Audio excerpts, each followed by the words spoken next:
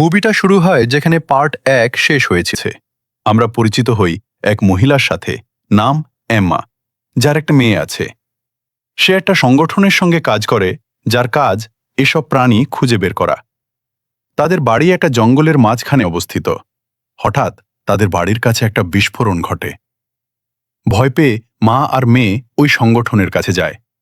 তারা দেখে নতুন একটা প্রাণী পৃথিবীতে এসেছে।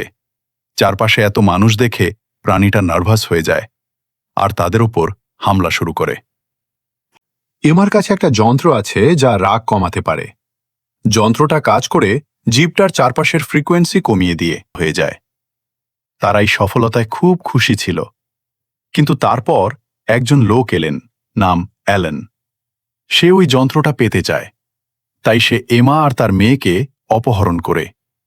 সে বিশ্বাস করে মানুষ পৃথিবীর যত্ন নেয়নি আর প্রকৃতির সঙ্গে ছেলে মেয়েদের মতো খেলেছে। সে জীবগুলোকে ফিরিয়ে আনতে চায়। তারপর সে তাদের নিয়ে যায়। এমা এটা দেখে ভয়ে পড়ল যে কিছু ভুল হয়ে যেতে পারে। সে ডিভাইসটা চালু করল এবং মনস্টারকে শান্ত করল। তাই মনস্টার কারো ক্ষতি করল না। তারপর এমা আলানের সঙ্গে চলে গেল। অন্যদিকে ওরা লোকেরা সেখান থেকে বেরিয়ে গেল। অর্গানাইজেশনের লোকজন মনস্টার পেছনে ছিল ওকে মারার জন্য। কিন্তু তারপর এমা তাদের ভিডিও কল করল। সে ওদের বলে কেন সে প্রতিপক্ষদের সঙ্গে যোগ দিয়েছে। তোমরা আমার সঙ্গী হওয়ার যোগ্যও না। তোমরা প্রকৃতি আর প্রাণীগুলোকে ধ্বংস করছ। আমি এক এক করে সব প্রাণীকে মুক্ত করে দেব। তোমরা এই পৃথিবীর সঙ্গে অন্যায় করেছ। এই প্রাণীগুলো আমাদের সাহায্য করতে পারে, কারণ ওদের শরীরে রেডিয়েশন আছে। তারা পৃথিবীর মধ্য দিয়ে তারা মানুষকে মারতে চায়। তাহলে তুমি কিভাবে ওদের তোমার সঙ্গী মনে করো? সে বলে, তুমি ভুল বলছো। আমরা অনেক দিন ধরে একসাথে থাকতাম। সব কিছু ছিল ঠিকঠাক। আমরা ওদের কিছু বলিনি, ওরাও কিছু বলেনি। আমরা ওদের খেয়াল রাখতাম। তোর সাথে ওরা খারাপ করেছে, তো তুই চাস ওরা চুপচাপ বসে থাকবে নিজের রক্ষা ছাড়াই? সে প্রতিজ্ঞা করে ওদের মুক্ত করবে, তারপর কল কেটে দেয়। যেমন সে বলেছিল সব প্রাণীকে মুক্ত করবে, তাই সে তার মিশনে বেরিয়ে পড়ে। সবাই চিন্তিত ছিল, যদি সে এভাবে চলে আমরা কষ্টে পড়ব। এমা আরও এক প্রাণীকে মুক্ত করে সামনে এগোয়। সে একটা আগ্নেয়গিরি থেকে এসেছে। ওই আগ্নেয়গিরিটা ছিল জনবহুল এলাকায়। পুরো শহরটাই সেখানে ছিল। সে নিঃসঙ্গ হয়ে যায় আর মানুষের কথা ভাবে না। সে শুধু প্রাণীগুলোকে মুক্ত করতেই চেয়েছিল। এই প্রাণীটা যেটা আগ্নেয়গিরি থেকে বেরিয়েছিল, ওটা বিশাল ছিল।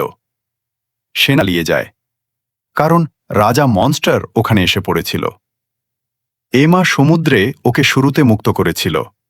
দুজনেই লড়াই করে, আর রাজা মনস্টার শক্তিশালী হওয়ায় গডজিলাকে মারাত্মকভাবে আহত করে। এখন সে ওই সংগঠনের লোকদের দিকে যাচ্ছে। হামলা করতে যাচ্ছিল, ঠিক তখনই সমুদ্র থেকে গডজিলা বেরিয়ে আসে। উল্টো করে সে তাদেরই আক্রমণ করে। গডজিলা তার দুজনেই এক বিশাল লড়াইয়ে জড়ায়। মনে হচ্ছিল থামানো যাবে না। সব কিছু ধ্বংস হয়ে যাচ্ছে আর মানুষজন খুব ভয় পাচ্ছিল। কিন্তু তারা গডজিলা উপর বিশ্বাস রাখে। সেনাবাহিনী সংগঠনের কাছে বলে, যুদ্ধের সময় আমরা একটা মিসাইল বানিয়েছিলাম। ওই মিসাইল 2 মাইল এলাকা ধ্বংস করতে পারে। আমরা ওই মিসাইল ছুড়ে দেব ওই জিপে। তারা অনেক দূরে চলে যায়। এবার আর্মি ওই মিসাইলটা সমুদ্রে ফেলে। বিশাল একটা বিস্ফোরণ ঘটে। গডজিলা আহত হয় আর ছিটকে পড়ে, কিন্তু আমরা দেখি কিং মনস্টার কিছুই হয়নি। গডজিলা মেরে ওরা ওকে সাহায্য করেছে। এরপর গডজিলাতে অনেক শক্তি পায়। এমার মেয়ের ডিভাইসটা মাইক্রোফোনে বেঁধে দেয়। সে ফ্রিকোয়েন্সি চালু করে যাতে তাদের চারপাশের প্রাণীরা শান্ত হয়ে যায়। কিন্তু কিং মনস্টার বুঝতে পারে এটা একজন মানুষ করছে।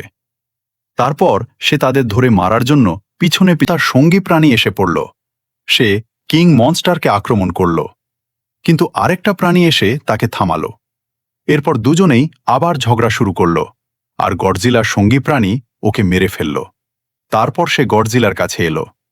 ভাগ্যক্রমে গডজিলার শক্তির লেভেল রেডিয়েশনের কারণে ফুল ছিল, কিন্তু সে এতটাই আহত ছিল যে ওকে হারাতে পারল না। এখানে গডজিলার সঙ্গী প্রাণী নিজেই আত্মত্যাগ করে। সে নিজের শরীর ফাটিয়ে দেয়। তার শরীর থেকে নির্গত রেডিয়েশন গডজিলার শরীরে ঢুকতে শুরু করে। সেটা তার ক্ষতগুলো ভালো করে। আবার সে এক শক্তিশালী প্রাণীর মতো উঠে দাঁড়ায়।